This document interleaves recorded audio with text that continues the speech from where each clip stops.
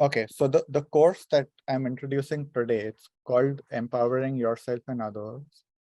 And the main focus of this course is to learn about disempowerment patterns that are present in our culture, that are present in each of our individual lives, that have come from our personal culture, our family, in our circumstances. We keep learning a lot of things unconsciously, which are disempowering us. And although there is a lot of personal stuff, what happens is that all of them are based in certain themes, certain patterns, which everyone has. So what we will do is that we will start with a general approach, which is to share the themes that are present in human culture, in personal culture. And then from there, we will go and see how it can apply to your individual situation. Because although there are general themes, we all make it our unique adaptation and enact it in our unique ways. The course will have videos where you will be learning things offline. You have to watch the videos in your own time during the week. And then we will meet once a week for 8 weeks, where we will come and discuss whatever you have got from the videos. And then I will be providing you with guidance on how you can take the techniques and apply them in your individual situation. Generally speaking, in this course, we will focus on one dynamic which is called the drama triangle. And the drama triangle is made up of 3 parts. One is called the oppressor, one is called the victim, and one is called the savior. So the victim and the oppressor are the ones who enter into the interaction first. So some social situation is happening, or with a family member or at work or wherever, 2 people are involved in some social interaction, and one is the oppressor and one is the victim. If a third person enters into this situation, generally what will happen is that they will play the role of the savior. Okay. The thing about this triangle is that all 3 roles are rooted in victimhood. All 3. And what is victimhood? Victimhood is a feeling of powerlessness and helplessness. It's a feeling that I cannot do anything. So I go into my default strategies. So what changes for each of these 3 roles are the default strategies. But underneath all of them, each of them feels like a victim. Each of them feels powerless and helpless. So the victim is pretty obvious, is the one who is being victimized. If it's a work situation, for example, you have a boss, you have an employee, the boss is shouting at the employee is feeling powerless because they cannot do anything. And in this case, the boss is the oppressor. Why is the boss behaving like an oppressor? Is because underneath the oppression, the boss is feeling victimized because of something that the employee did,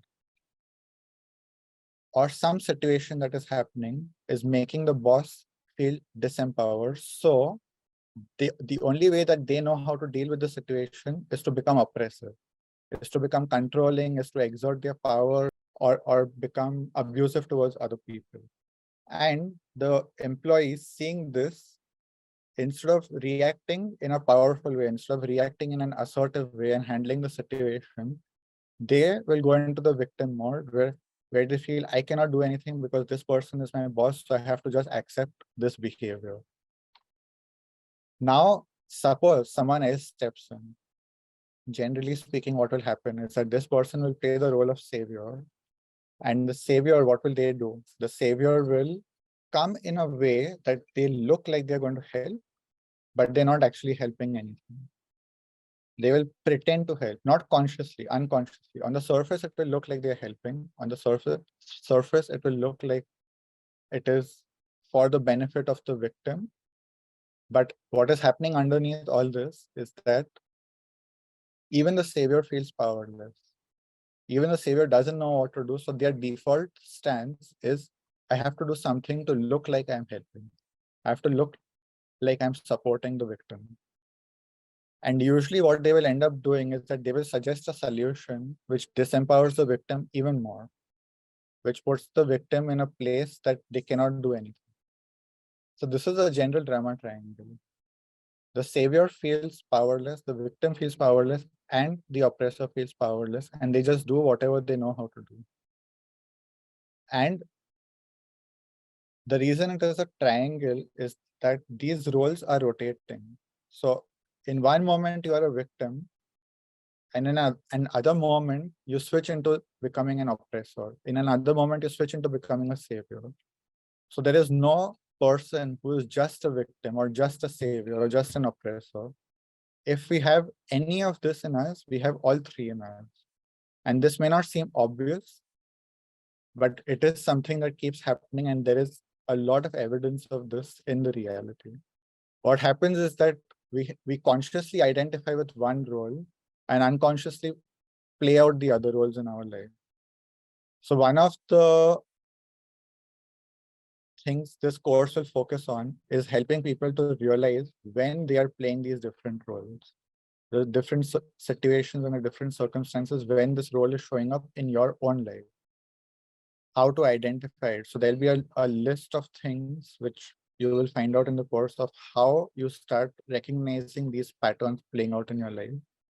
And then, of course, once we go through that, then we have to learn how to transform that into something that how to deal with these situations in an empowering way. So just the basic is that each of these roles that are in the disempowered stance has an empowered counterpart. So the oppressor can become a challenger. The savior can become a guide, a counselor, or a mentor or a coach. Someone who is basically helping the victim without doing the work for them. So the savior is the one who will try to do the work for you, who will try to save you without you having to do anything. Whereas the coach or the mentor or the helper will teach you how to do things, will teach you how to use your own power. And the victim will turn into the hero of their own life.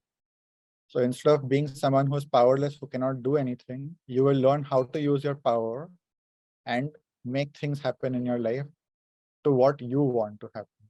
Instead of feeling like I have no control over my life, you will learn how to bring control into your life, how to start influencing things in your life. Is this clear? The two dynamics of disempowerment and empowerment. Are there any questions?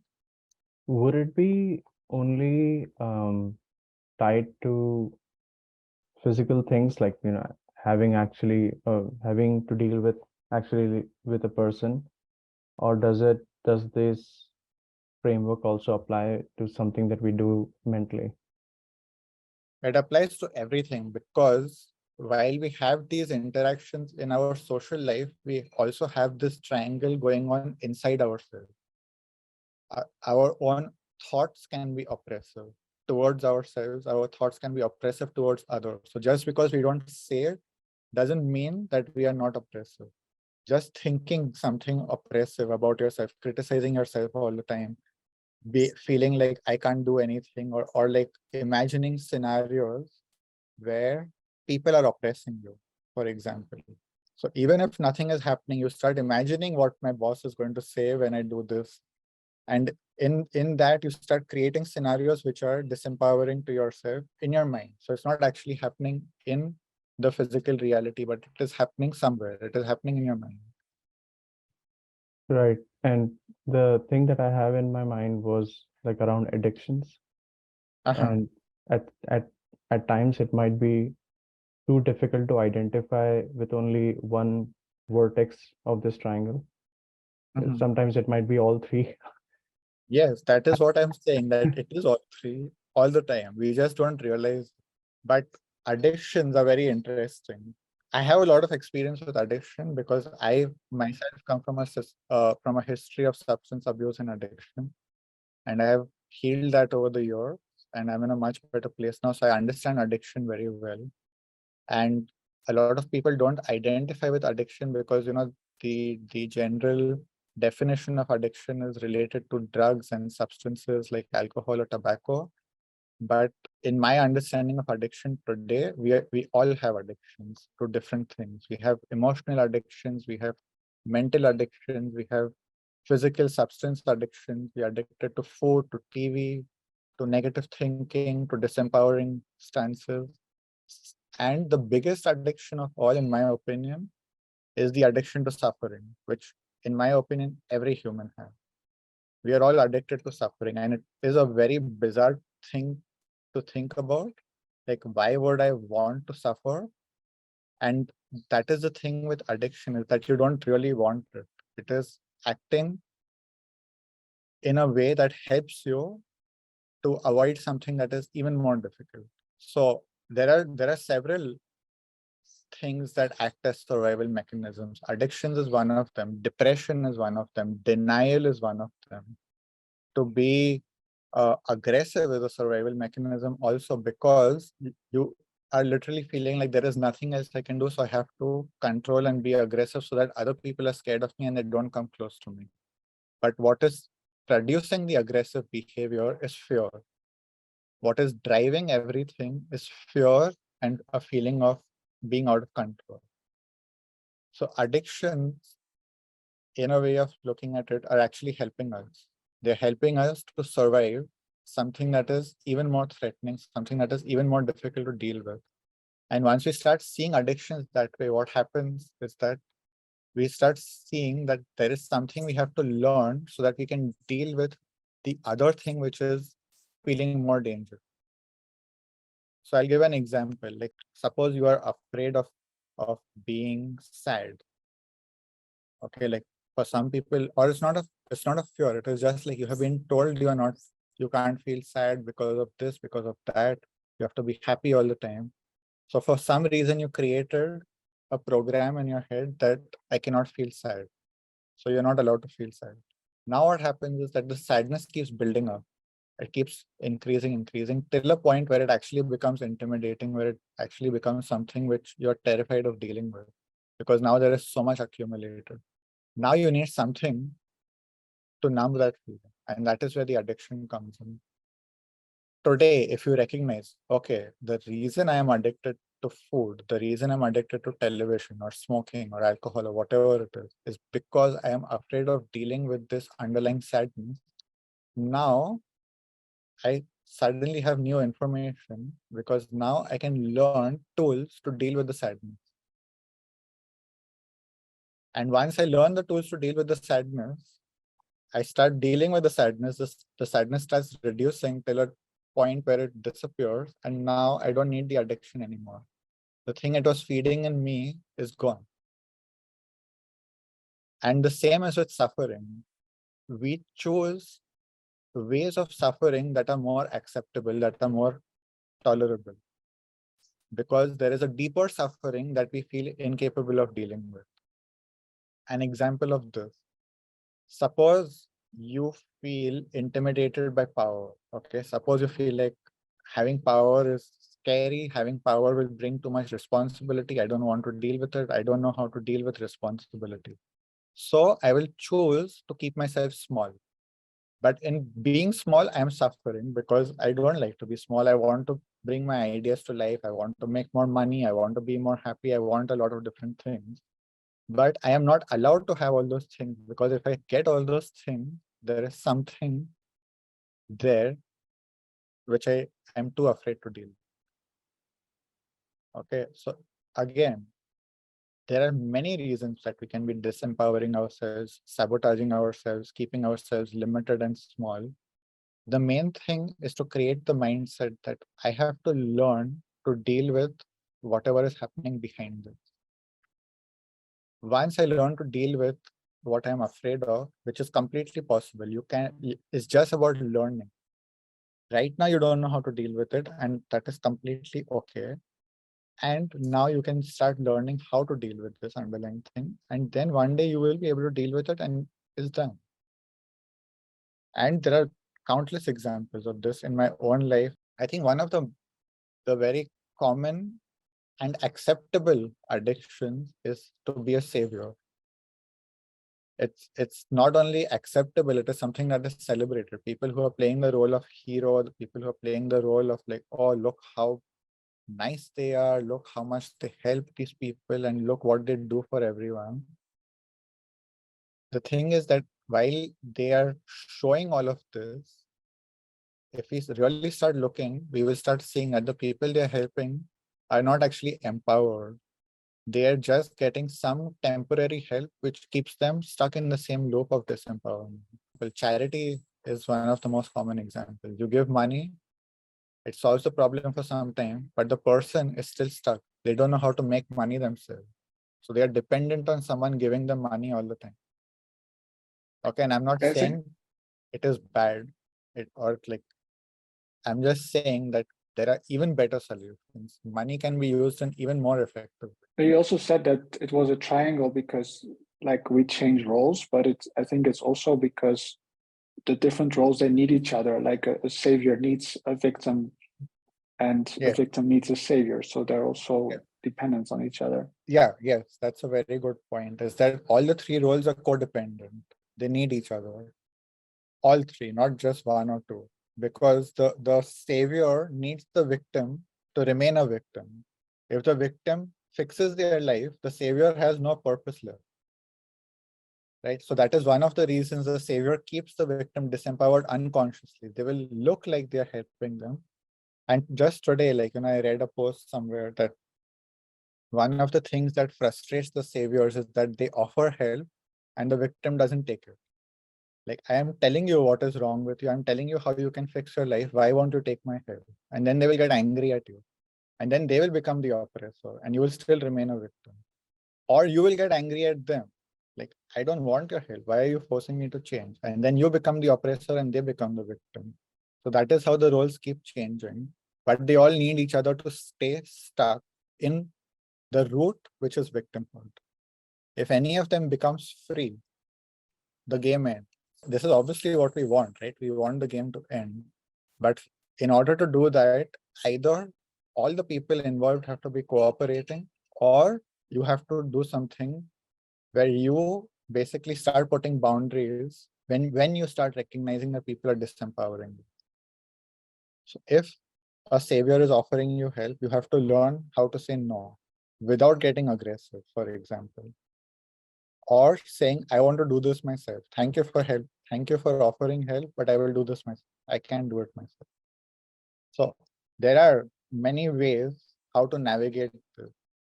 But yes, like recognizing that they are codependent is very important, because again, it's to see that we actually need these people to play the roles that they're playing. The victim needs the oppressor because they need someone to be angry at. They need someone to blame.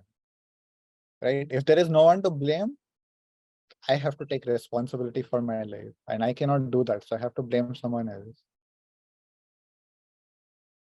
Yeah, and I think what this course really helped me, but I know also others in the group, was to like recognize the patterns in your life, because very often you are in one of these roles, but you don't recognize it, you're not aware of it.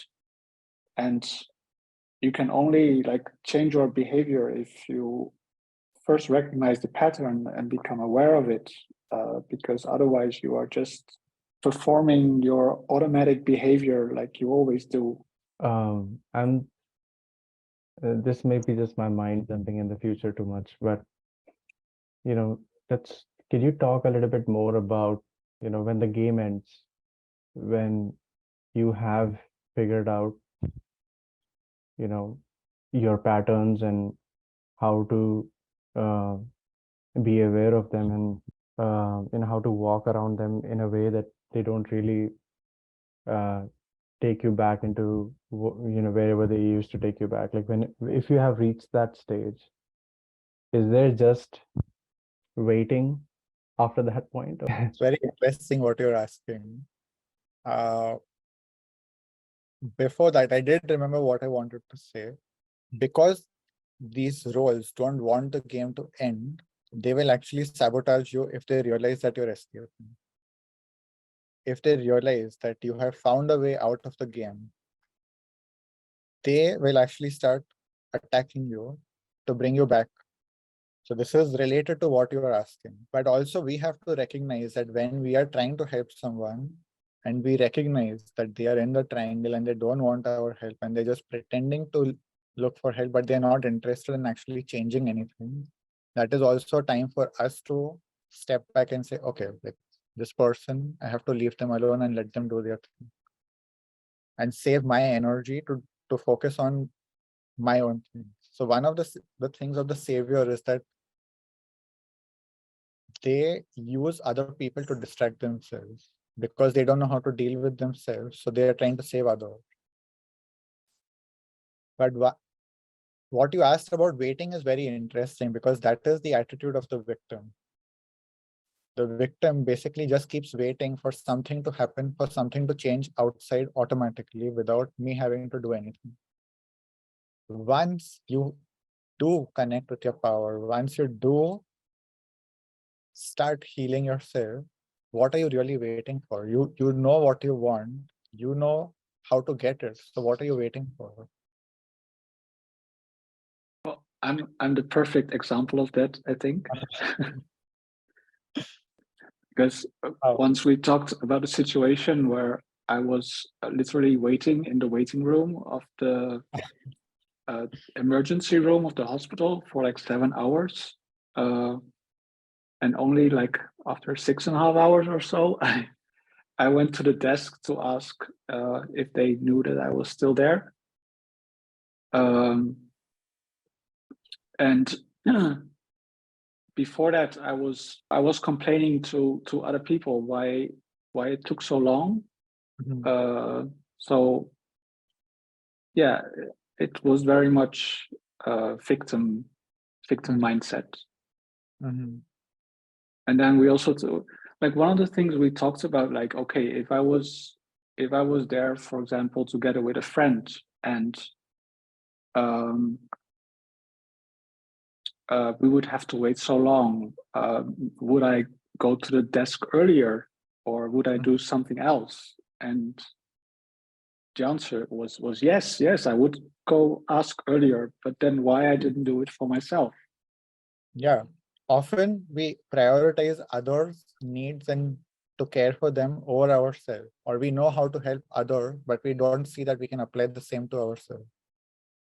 That is one of the things of the savior. No, other people are more important than me. This is what was going on for you in that situation. It's like, oh, look at all these people who have all these other illnesses, and their illnesses are more important than my tiny wound, which is not so important. Even though I'm in the emergency room waiting, it's not so important. So other people have to go before me. Yeah, but it's like it's interesting to see where this pattern is coming from and what because this waiting room, this ER waiting room example was just one manifestation of it, but it was appearing in many other areas of my life as well. So yeah, so this is one of the big differences in my method of teaching is that I will not tell you, okay, just go to the desk earlier and ask for help. You have to understand why all of this is happening, why any particular situation is playing out. You have to understand it from the root. Because until you understand it right at the bottom, what is causing it to manifest, you will only be fixing the symptom. You will only be changing things in one aspect and everything else continues to be the same. The moment you change the root, right? Like this is a very good metaphor. Like suppose we have a mango tree and you see bad mangoes and you just remove the bad mangoes, what will happen is more bad mangoes will come. If you start recognizing, oh, maybe there is a problem with the branch, so I will cut this branch. Another branch will come and it will still have the same problem. You go to the root of the tree and you realize that the infection is in the root. All the mangoes that come out once you heal the root will be okay. So what we don't realize is that we keep focusing on this one mango or one branch, but the whole tree has a problem and we have to heal the tree from the root structure where the problem is really, not where it is appearing. only. Theo, I'm in Estonia. I've never seen a mango tree.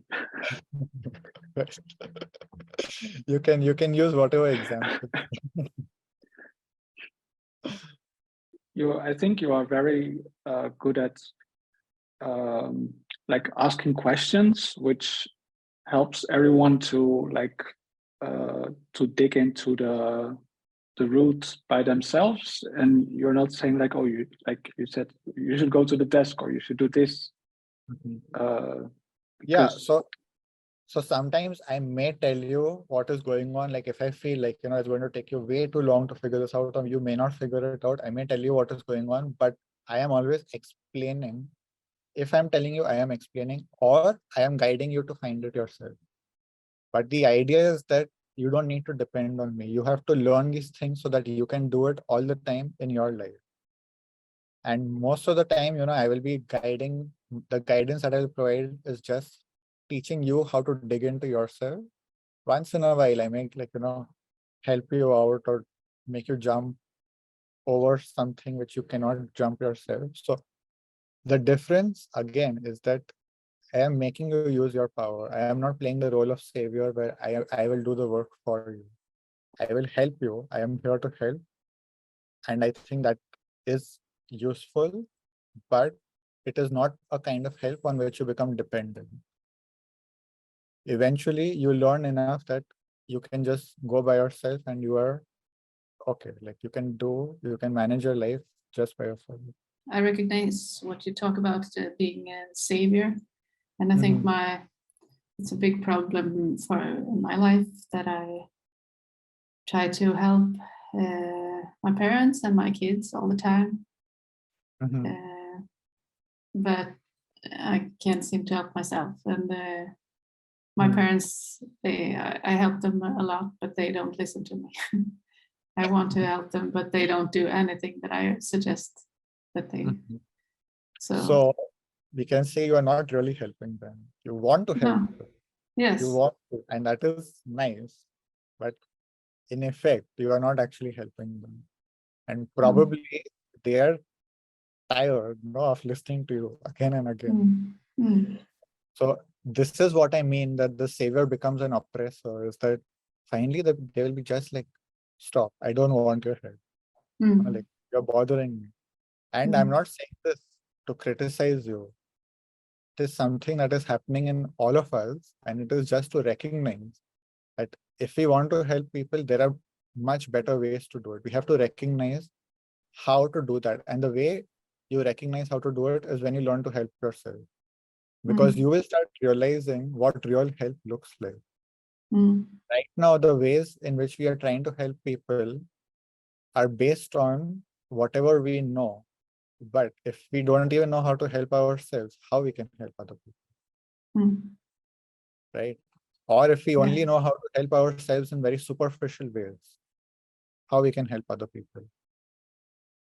We have to be able to help people that they can change their problem, not the problem that we have. And we are in them. Like we have to help them to deal with their real problems. A comment here, or at least I'm just trying to make sure that I'm on the same understanding. So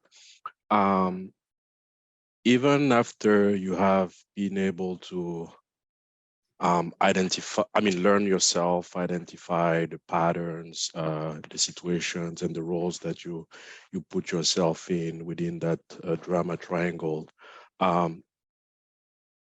After you utilize those tools, and you find yourself on the other side as far as the transformation phase, we are still holding some, or at least wearing some hats as far as holding roles, right? So I think you mentioned that the victim becomes a hero and the oppressor becomes a challenger, and then the what's the third one? A savior becomes a helper or mentor, or a guide, correct. So do you feel like we are always in this constant search for playing a role? Or well, this is just my opinion, okay? Because there are many different views on this. My opinion is that in social constructs, there is always some drama going on. We have to play some role. But the difference is that the more you develop yourself, the less you are attached to a particular role. So what happens in the drama triangle, which is the disempowerment triangle, is that people are very addicted to these roles. They don't know anything about themselves without these roles. They are fully identified with those roles. When you flip the triangle and you go into empowerment, people can still become addicted to the roles because obviously like this work is in layers. It's not just that today I learned about this and I am done. There are layers and layers and layers where this keeps playing out in our lives. So this work is like, it's not that, you will come for this for 8 weeks and you will be healed. You will learn a lot, you will transform several things, but you have to keep working on yourself and you have to keep discovering new things. Even today, after 8 years, I'm discovering new things about myself. Obviously, I'm much faster to change them. I'm much faster to detect them and heal them, but they're still there.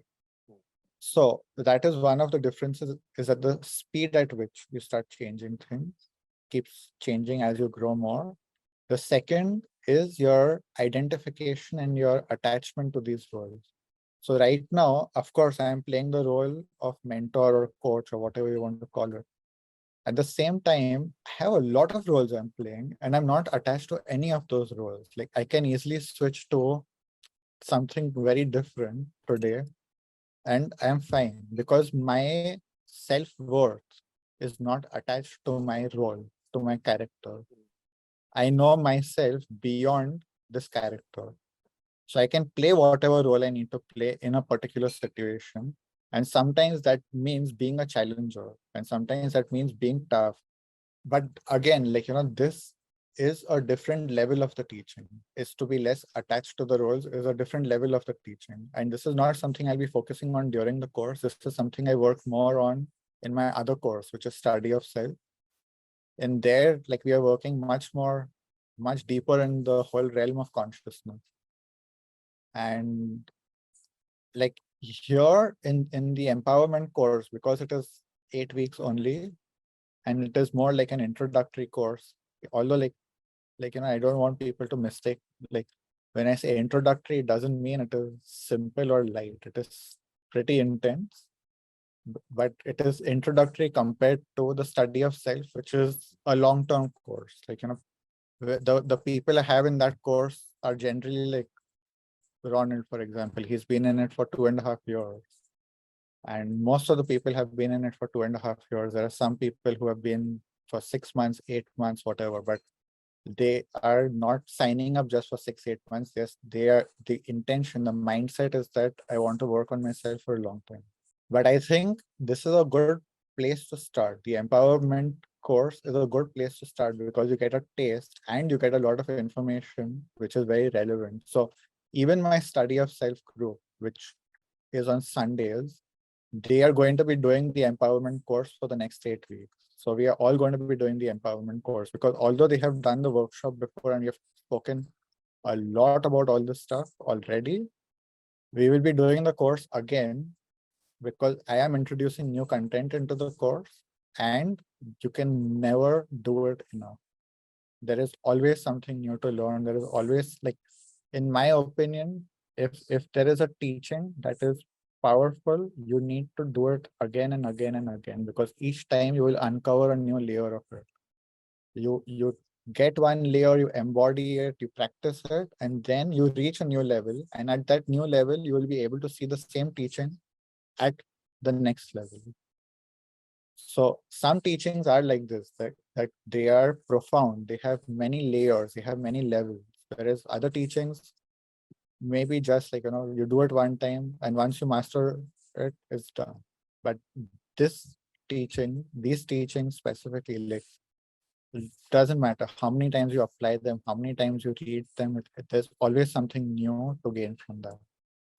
And that is one of the reasons I keep teaching, is that I keep learning. I am learning with everyone. I'm practicing with everyone. I'm working on myself all the time. So although I have done a lot already and I am at a place where I can teach. I still have things I need to work on in myself. So it's not that you reach a place of perfection or something like this. For me, the world is always changing. We are always changing. So there will always be new things to learn, always be new things where we are evolving. And yeah, for me, this keeps going on. It's a bit like peeling an onion, right? It can come with some tears. Yeah, that part is true. The only thing I would say is that you don't reach the center of the onion. Like there is no such thing. Like this is an onion with endless layers. That's how I see.